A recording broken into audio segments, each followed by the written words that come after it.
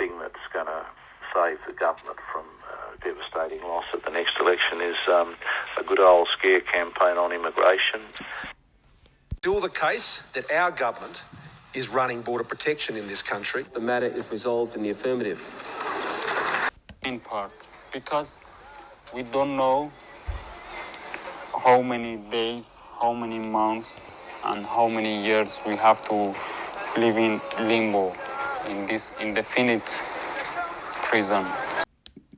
They're going to be arguing that the Australian government showed a lack of duty of care and that the search and rescue boats belonging to the Australian Navy based on Christmas Island were not seaworthy and that in some way led to the high number of deaths and injuries. Now, you might remember the pictures from this tragic accident, which were pretty dramatic. You saw this flimsy boat with around about 90 people on board being battered into the rocks off the coast of Christmas Island. 50 people drowned, mostly Iraqis and Iranians who'd set off on the last bit of their journey from Indonesia to Christmas Island, which is, of course, Australian territory.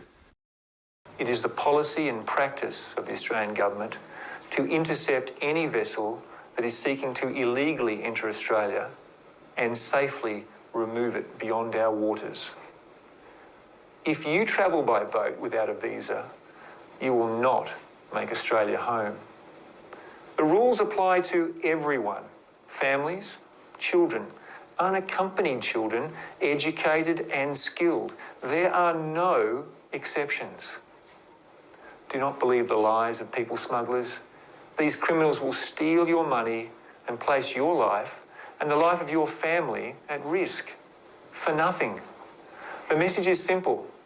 If you come to Australia illegally by boat, there is no way you will ever make Australia home.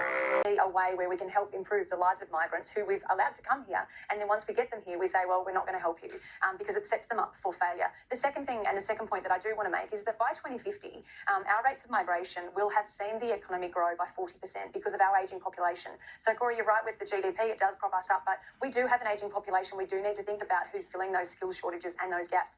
Migrants bring amazing which is why we need to our communities. Skilled people.